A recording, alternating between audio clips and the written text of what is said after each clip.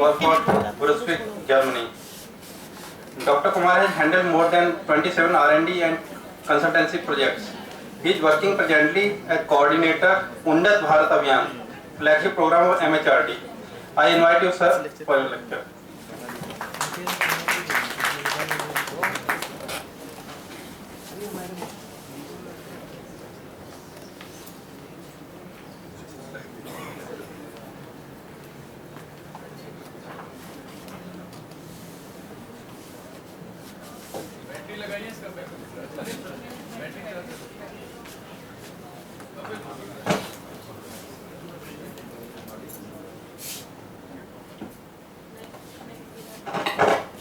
Good morning.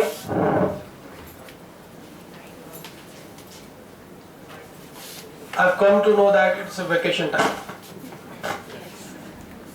And all of you are on a kind of vacation, right? So I think lectures also should be vacation time, isn't it? Okay. But you know, all of us as teachers, many times we feel we have a sadistic pleasure when we teach our students. And now, today, interestingly, I am having that pleasure. Right.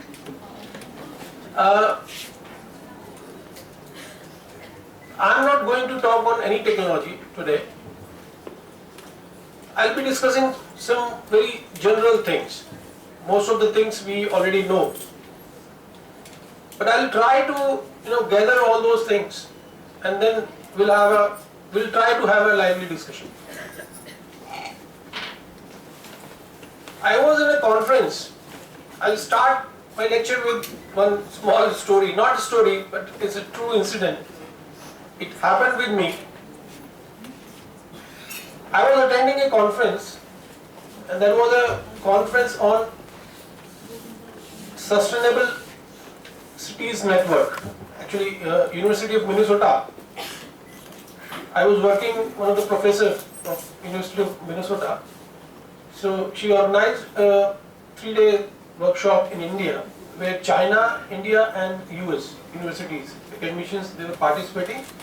And because it was on cities, so many policy makers, mayors and all, they were also participating.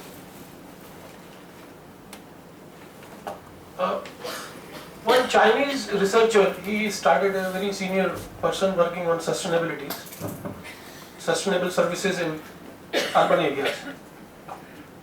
He started his presentation and he started with few slides. Right? Can I go to the next slide? Oh, sorry. I'm sorry. Right.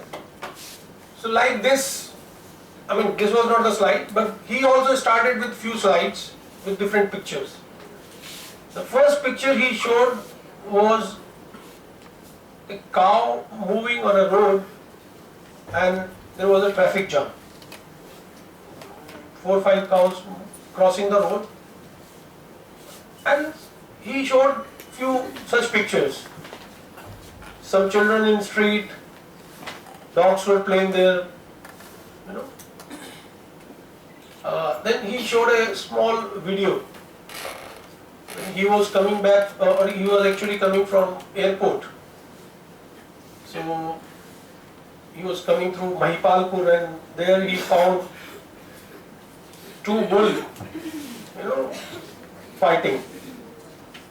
So he had to stop, and then he showed that video, and he showed that video to us. There were around 100 plus gathering. Most of us were Indians. Of course, some of them were Chinese, some of them were Americans.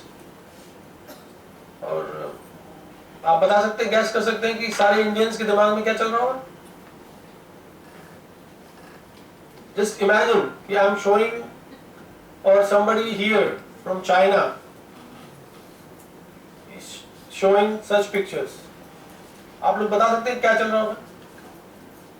आप लोगों ने हाँ? As if they are criticizing India. Criticizing India. और कुछ लोग किस तरह की रिएक्शंस आ रही होंगी? Primitive culture of India. Primitive culture, primitive means what? I mean, not very civilized. Not very civilized. Okay, और लोग और कुछ ट्राई कर सकते हैं? लोगों की क्या प्रतिक्रिया होगी या लोगों के अंदर क्या चल रहा होगा? जैसे मेरे जैसे लोग बैठे हुए उनके अंदर क्या चल रहा होगा? थोड़ा गुस्सा आ रहा होगा, किसी को Embarrassing. एम्बैरेसिंग लग रहा होगा। And this is the only thing that you want to show about India. This is the only thing you wanted to show about India. Or idle people. कोई ऐसा इस हॉल में बैठा है जिसके दिमाग में कोई पॉजिटिव नोट आ रहा हो? Animal behavior. Animal behaviour means, can you elaborate a little? They are fighting. It's a part of their behavior. Okay. But how it is connected with humans? कोई भी इस हॉल में ऐसा व्यक्ति बैठा है जिसके दिमाग में कोई पॉजिटिव बात आ रही है? ना तो बोल सकते हैं, हाँ नहीं बोल सकते तो नहीं है ना कोई ऐसा?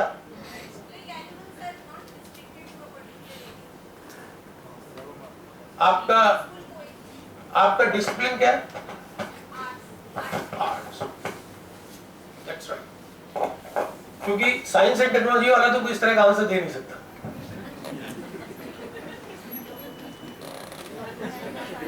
दे सकता है कोई? Unfortunately I also belong to that stream, science and technology. क्योंकि हम लोगों ने 2 और 2 4 करना सीखा है ना, इसके अलावा कुछ सीखा नहीं। जो आपका जो भी मैडम ने, हाँ, आर्टिस्ट, उसके बाद जब डिस्कशन हुआ तो शायद उन्होंने कुछ इस तरह की बातें की कि नेचर, प्रकृति है वो आर्ट है, वो साइंस नहीं है। और सब लोगों का जो थॉट प्रोसेस था उसको कॉन्ट्रडिक्ट करते हुए उन्होंने बोला। उसके बाद उन्होंने कुछ और पिक्चर्स दिखाई, चाइना की पिक्चर्स दिखाई, जहां पर बच्चों को, मेरी लैंग्वेज से तो कोई प्रॉब्लम नहीं, if I go by mix language, थोड़ा हिंदी में थोड़ा मजा आता है ना, खासकर जब कहानी सुनते हैं तो थोड़ा अच्छा लगता है। तो उन्होंने बताया कि शहरों में बच्चों को कुत्ता बिल्ली देखने के लिए भी वो उनको जू में लेकर जाते है ही नहीं, या जो कुत्ता बिल्ली है वो पेट है, वो उनको पता ही नहीं है कि कोई कुत्ता बिल्ली ऐसा भी हो सकता है जो उनके ऑर्डर्स नहीं मान रहा। उन्होंने बोला खड़े हो जाओ, तो बेचारा कुत्ता खड़ा हो। अभी स्ट्रीट डॉग्स की हम बात करें, मेरे कहने से वो खड़ा हो सकता है? नहीं हो, काट लेगा। एग्जैक्टली। और पूरा हॉल सरप्राइज था। एक हमारे साथ मेयर थे, वो तो ही वाज क्वाइट एम्बैरेस्ड। उन्होंने बोला कि नहीं नहीं, मैं अभी मेयर बना हूं और मैं सब बदल दूंगा और सबको पिंजरे में डाल दूंगा और सब कुछ करूंगा। और बहुत इंटरेस्टिंगली उन्होंने बोला कि एक्चुअली उस वर्कशॉप में था कि हम एक दूसरे से क्या लर्न कर सकते हैं, what India should learn from China and China what China should learn from India. And he told that China should learn from India how to live with nature. Very interesting, बिल्कुल different perspective. He said that I was surprised how people can live with nature in India, how calmly they are living, how smoothly they are living. Even if they are angry with cow, तो भी वो उसको ऐसे गुस्सा कर रहे हैं जैसे कि वो is a human being. और इतने calmly, इतना smoothly यदि हिंदुस्तान में लोग नेचर के साथ रह सकते हैं, and that is what he said that it's sustainable cities. Sustainability. What is sustainability? अभी हम लोग प्लास्टिक की बात कर रहे थे. Somebody talked about milk pouches. Very interestingly, अब आत्माराम तो शायद I think it's not residential campus. हमारे सारे IITs residential campus है. और बहुत interestingly, in all the campuses, nobody can have a cow in his house. गाय नहीं पाल सकते, कुत्ते पाल सकते हैं, बिल्ली पाल सकते हैं, लेकिन गाय नहीं पाल सकते। क्यों नहीं पाल सकते? Nobody has got this answer. I went to my dean infrastructure and I asked that, what is the reason I cannot have a cow in my house? Nobody knows it. And then he started talking about मच्छर आएंगे, गंदगी होगी, dengue होगा, malaria होगा। तो मैंने पूछा कि अभी तो गाय नहीं है, अभी मच्छर कहां से आ रहे हैं? And then he started talking about greenhouse gases, methane निकलेगी। अच्छा, अभी मेरे पास जो दूध आता है वो कहां से आता है पता है आपको? गुजरात से आता है। गुजरात की गाय दिल्ली वालों के लिए दूध दे रही है, फिर अब उसको पैक भी करना पड़ेगा। अब फिर हम सोचेंगे कि भी प्लास्टिक को कैसे रिप्लेस करें। अब प्लास्टिक वाला फिर जब लाइफ साइकिल एनालिसिस करेगा, मेरा सब्जेक्ट है लाइफ साइकिल एनालिसिस, तो वो क्या करेगा? वो कैलकुलेट करेगा कि कांच की बोतल में कितना वेट है और प्लास्टिक में कितना वेट है। फिर वो बताएगा कि ट्रांसपोर्टेशन कॉस्ट भी कम हो रही है और एमिशन भी कम हो रहा है। तो ultimately he will prove that plastic is the most environmental friendly solution. फिर हमें टाइल बनानी पड़ेगी, वो भी बेचेंगे। चलिए, तो ये स्टोरी मैं इसलिए सुनाई कि थोड़ा सा पर्सपेक्टिव की बात करने वाला हूं मैं 1 घंटे। तो ये समझना जरूरी है। ज्यादातर समय हम लोग टेक्नोलॉजी की बात करते हैं, मैं भी टेक्नोलॉजी की बात करनी पड़ती है मेरे को भी, क्योंकि तनख्वाह मिलती है उसी की। लेकिन फिर भी थोड़ा सा एक पर्सपेक्टिव ग्रोथ का, इकोनॉमिक मॉडल जो हम लोग डेवलपमेंट की बात करते हैं। अच्छा, इकोनॉमिक्स के काफी सारे लोग होंगे यहाँ पर, तो वो थोड़ा मुझे बख्श देंगे क्योंकि मेरी जानकारी इकोनॉमिक्स में बहुत ज्यादा नहीं है। थोड़ा बहुत अपने सब्जेक्ट के नाते से थोड़ा सा पढ़ता हूँ, इसलिए जो कुछ भी आप लोगों को कॉन्ट्राडिक्ट करना हो अलग से करेंगे, otherwise it will be embarrassing for me. एक बड़ी इंटरेस्टिंग किताब मैंने अभी पढ़ी थी, द थर्ड कर्व। पढ़ी है किसी ने? द थर्ड कर्व किसी ने पढ़ी? अच्छा, बड़ा इंटरेस्टिंग ऑथर है इनके। आमिर खान को तो सब लोग जानते होंगे, आमिर खान। अच्छा, मंसूर अली खान को जानते हैं? कौन है? नहीं, पटौदी साहब नहीं, मैंने आमिर खान से रिलेटेड है। आई थिंक इज अंकल, जिन्होंने एक मूवी बनाई थी जो जीता वही जीता, और भी कुछ बनाई होगी, मुझे ज्यादा जानकारी नहीं। बहुत इंटरेस्टिंग किताब है। He is a graduate of IIM may be. बड़ी इंटरेस्टिंग किताब है। और ये किताब बेसिकली, हालांकि कंटेंट उसका बहुत ज्यादा नहीं है, but and it is focused on basically oil economy. The third curve.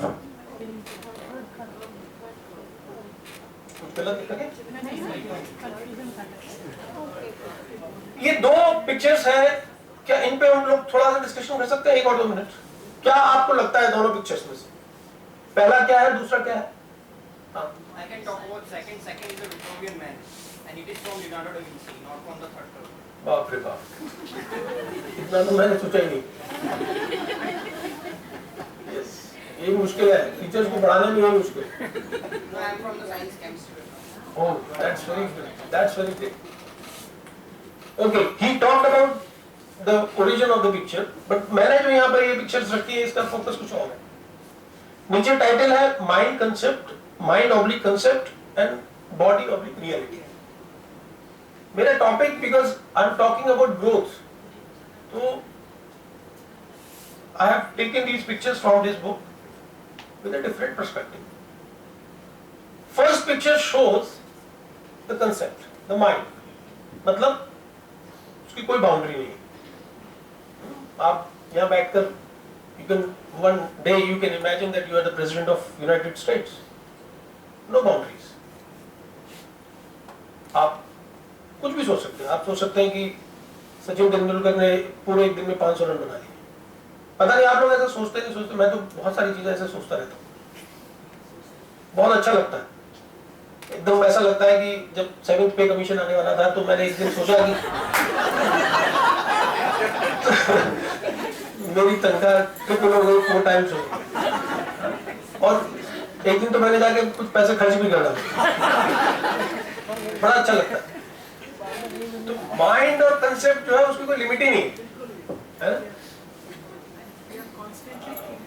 अब जैसे हमारे फाइनेंस मिनिस्टर्स होते, कोई भी हो, मैं किसी का नाम नहीं ले रहा हूँ, वो बेचारे सिर्फ ग्रोथ की बात करते रहते हैं, 7%, 8%, फिर उनको लगता है नहीं ये थोड़ी कम है, फिर अगली बार 9%, फिर कोई रिपोर्टर कुछ लिखेगा कि ये हो जाता, वो लगते हैं कि 10% हो जाएगी। And second picture is about reality, वो क्या रियलिटी है। एक एग्जाम्पल नेक्स्ट,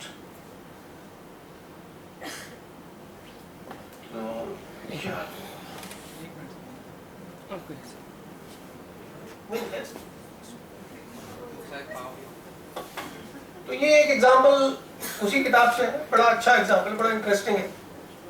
एक रनर था, उसको लगा कि मेरे अंदर बहुत पोटेंशियल है, तो उसने कोच को कांटेक्ट किया। कोच ने उसकी प्रोग्रेस देखी और he was quite impressed and he coach said कि नहीं आप तुम जरूर ओलंपिक मेडल जीतोगे, तो he started coaching him. And initially क्या हुआ, उसका जो ग्रोथ था, उसको जो टाइमिंग थी, वो एक्सपोनेंशियली इंप्रूव कर रही थी। जैसे फॉर एग्जाम्पल 100 मीटर की बात करें तो बहुत तेजी से इंप्रूव कर रहा था, and coach saw great potential, ठीक है। लेकिन धीरे धीरे क्या हुआ कि वो जो ग्रोथ थी, जैसे शुरू में वो 20 सेकंड ले रहा था, फिर वो 18 सेकंड, 17 सेकंड, 15 सेकंड, बहुत तेजी से ग्रो कर रहा था। तो कोच ने बहुत सारे स्पॉन्सर्स को भी बुला लिया कि भाई देखो ये जो है वो बिल्कुल कमाल करने वाला है। अब वो धीरे धीरे क्या हुआ कि वो अब ग्रोथ थोड़ी कम होने लगी, जो इंप्रूवमेंट था, rate of improvement was actually slowed down. And now coach started pushing him very hard कि भाई आप और मेहनत करो, और मेहनत करो, अभी आप 2 घंटे करते थे, नहीं 4 घंटे करो, 6 घंटे करो, और फिर इधर से प्रोटीन डाइट भी ले लो, उधर से ये भी कर लो। लेकिन वो actually improvement, rate of that improvement kept on decreasing. And then there is a gap. And because of this gap, there was, discontent between coach and runner. And of course, coach has a lot of pressure. बहुत सारे sponsors line में खड़े हुए हैं। Adidas वाला कह रहा है कि मैंने इतने पैसे दिए तो ये तो कुछ कर ही नहीं रहा। He started pushing runner very hard, and finally what we see, instead of improvement, finally the runner actually, because he could not cope up with the expectations, and this is basically what we saw in the last picture, mind and the reality. What our mind thinks and what is reality. अब इस सब को मैं क्यों बोल रहा हूँ, क्यों डिस्कस कर रहा हूँ? Because the same is true with our model of development. When we think in terms of growth, our expectations, our mind says something and reality is something different. And today we are going to talk why this contradiction is there and how should we work on solving this contradiction. So this is what I have shown, that in terms of growth also, the first is the concept of growth, second is the reality of the growth,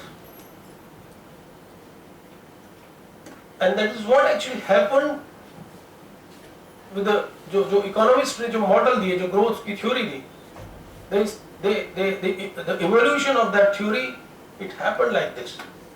पहले तो barter system रहा होगा, value नहीं थी कोई, किसी ने कुछ भी एक घड़े के बदले में कुछ भी दे दिया, क्योंकि कोई वैल्यू नहीं है. What is more important for me is a pot, and what I have is something. So then in return I gave that thing to you. And then some smart people, they thought that no, there has to be some value. Then we started talking about money, the value. Then some more smarter people, they talked that, okay, I have money, then money should also earn something. So earlier, the earning was possible only through natural resources and human capital. But then people thought that this financial capital is also very important. And then they brought the concept of interest. Because money was also something which उसको produce करना चाहिए. ये भी एक तरह का मुर्गी है. मुर्गी से अंडा, अंडे से फिर मुर्गी. तो पैसा भी जो है एक मुर्गी है, उसके साथ इंटरेस्ट आना चाहिए. So then came the concept of interest. फिर इंटरेस्ट में भी लोगों को लगा कि नहीं अभी मजा नहीं आया. अभी इंटरेस्ट में भी interest, compounding. And then they thought that it has to be exponential growth and perpetual growth. It's unending. कोई end नहीं है इसका. And we should achieve infinity. Right? So, and ये क्यों हो रहा है? इसलिए हो रहा है कि जो हमारी जो क्लासिकल थ्योरी ऑफ इकोनॉमिक्स, इसीलिए मैंने इकोनॉमिक्स वालों से पहले ही बार्टर कर लिया है ना. तो उनका कहना है कि लैंड और नेचुरल रिसोर्सेस एक एसेंशियल कंपोनेंट है production of for the production of goods and services, and what they see economy ecosystem as a subset of economy,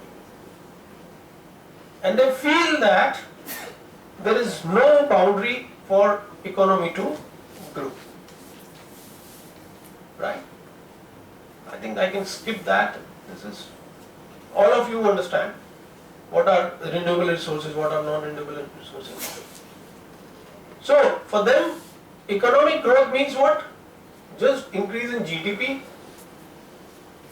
And what they understand natural resources, they understand that natural resources are only for exploitation and they are related to output. And this is what? There is a black box called economy, and then there is natural capital, ecological capital, social capital, cultural capital and spiritual capital, and it is all converting into बाप बड़ा ना भैया सबसे बड़ा रुपया. So it's all about money. Now, what we see, this classical theory of economics, they see natural environment only for three distinctive purposes. First is extraction of non-renewable resources and harvest of renewable resources, disposal and assimilation of waste, and consumption of environmental amenities. So this is the, this is how they look at the natural environment. Factors of production हमें मिल रहे हैं वहाँ से, resources, then environmental amenities को हम consume करेंगे और हम उनको क्या देंगे? Waste देंगे. And we feel that somehow nature will assimilate. Right. And what are fundamental assumptions? That market will do the correction. There is a demand and supply theory. Maybe I am doing some oversimplification, but by and large it is true that we feel, economists feels that by demand and supply curve we can manage the scarcity. Scarcity problem will be resolved, और उसमें हम लोगों ने भी बहुत बड़ा role play किया. क्या रोल प्ले किया? पहला, एक रिसोर्स को रिप्लेस करने के लिए दूसरा रिसोर्स. पेट्रोल खत्म तो कुछ और, पहले कोयला था, कोयला खत्म होने वाला तो पेट्रोल आ गया. पेट्रोल खत्म हो गया तो आजकल हम हाइड्रोजन गैस की बात कर रहे हैं. बहुत सारे लोग सोलर एनर्जी की बात कर रहे हैं, बहुत सारे लोग विंड एनर्जी की बात कर रहे हैं. मतलब रिसोर्सेज अनलिमिटेड है नेचर के पास और हम सब्स्टिट्यूट कर सकते हैं. There is a possibility of substitution. दूसरा, इसमें टेक्नोलॉजी इंस्टीट्यूशंस का भी बहुत बड़ा रोल है. Technology advances continually augment the scarcity of natural resources, और इस प्रॉब्लम को सॉल्व करने में और व्हाट डज इट मीन? एक तो हमने बता दिया कि कोई ना कोई रिसोर्स अवेलेबल है, दूसरा हमने बता दिया कि रिसोर्स भी अवेलेबल है और टेक्नोलॉजी एडवांसमेंट होता रहेगा, हम करते रहेंगे। यानी कि कोई रिसोर्स यदि स्कैर्सिटी है तो वहां पर what is the need? Technology लाओ, कोई इंटरवेंशन होना चाहिए, राइट? हाइड्रोजन प्रोडक्शन की टेक्नोलॉजी लेकर आनी है, या कोई ऐसी टेक्नोलॉजी लेकर आनी है जिसकी एफिशिएंसी, जिससे एफिशिएंसी बढ़ जाए तो पेट्रोल का कंजम्पशन कम हो जाए, right? So we have full faith in our ability, and we feel that we'll always have an option of technology, and that's why there is no harm or there is nothing is lost if we treat human economy in isolation from the natural ecosystem. Right. So this is already I have discussed that जो invisible hand theorem है, there is a freedom of choice based on self interest, perfect information है, competition है, और इन सब से सारी चीजें manage हो जाएंगी, और ये जो एनवायरमेंटल डिग्रेडेशन की जो इश्यूज है वो भी सबसे हम ओके आई थिंक राइट। लेकिन कुछ प्रॉब्लम्स है। क्या प्रॉब्लम्स है?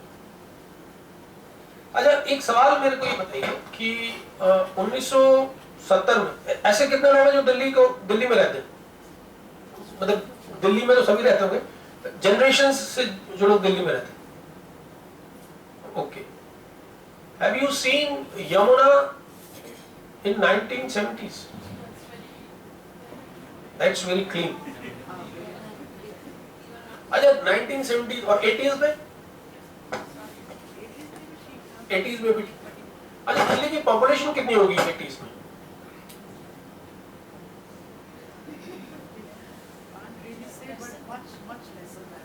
बट अभी कितनी पॉपुलेशन होगी? More than 3 crore. उस समय कितनी होगी? नहीं, 1 करोड़ तो बहुत ज्यादा हो गया। मुझे लगता है 50 लाख के आसपास होगी। नहीं, 20 लाख थोड़ा सा कम। 40 to 50। अच्छा, चलो कॉम्प्रोमाइज कर लेते हैं, लेना देना 50 लाख, 40 लाख। अच्छा, ये जो यूरोपियन रिवर्स की हम बात करते हैं, अभी बहुत सारा आप लोग पढ़ते होंगे कि राइन रिवर ठीक हो गई, गंदी थी, पोल्यूटेड थी, टेम्स रिवर ठीक हो गई, पोल्यूटेड थी। कब ठीक हुई वो? अभी 10 साल पहले ठीक हो गई। तो और ये पढ़ते हैं राइन रिवर 20 साल टाइम लगा उसको ठीक होने में। It took 20 years. That means when our rivers were very clean in 1980s, those rivers were actually polluted. और उनकी पॉपुलेशन क्या रही होगी? उनकी मुझे लगता है आज पॉपुलेशन 50-60 लाख के आसपास होगी। What I'm trying to say? I'm trying to say that यदि हमारा रिलेशन नेचर के साथ ऐसा नहीं होता जैसे वो चाइनीज स्कॉलर ने हमें बताया था, तो the condition which you see today और यमुना उससे भी वर्ष होता। The condition when you go to Ghazipur, Bhalswa और when you see these sites, जो उनका साइज आप देखते हो, यदि हम उसी तरह से रह रहे होते जिस तरह से लोग लंदन में रहते हैं, न्यूयॉर्क में रहते हैं, तो इन लैंड साइट्स का साइज ट्रिपल होता, 4 टाइम्स होता, मैनेजेबल होता ही नहीं, सवाल ही नहीं है। या ऐसी कम से कम 20 साइट दिल्ली में होती। तो ये जो मैंने बोला कि यमुना, तब आपने बोला कि रिलेटिवली काफी क्लीन थी, क्यों थी? इसका first line what I am saying is biological resources are capable of self regeneration but irreparable damage if they exploit it beyond a certain critical threshold. ये हमें समझना पड़ेगा। अब ऐसा तो नहीं था कि उस समय लोग बहुत scientifically liquid waste management Delhi में मैनेज कर पा रहे होंगे, ऑब्वियसली अभी से बेटर कर रहे होंगे। Nature has got a capacity to treat the waste. We'll see further. Nature के लिए कुछ वेस्ट है नहीं actually. Everything is a raw material, isn't it? Do you agree with me or not? फिर प्लास्टिक के लिए फिर नेचर क्यों परेशान है? But it's not natural. But it's not natural. और हो सकता है कि 10-20 साल 25 साल में नेचर आपने कंपाउंड जनरेट किया, नेचर ने नहीं किया। तो नेचर विल सी कि अच्छा ये इन्होंने क्या बना दिया, लेट मी सी इसके लिए कहां से बैक्टीरिया लेकर आना है। But nature has got that capacity and nature is doing that. फिर प्रॉब्लम क्या है? प्रॉब्लम है nature has got a rate. Nature का काम करने का एक पेस है, एक तरीका है, उसका एक रेट। बहुत बार हम लोग बात करते हैं कि जो नेचुरल रिसोर्सेज है, जो कंटिन्यूस फ्लो रिसोर्सेज जिनको हम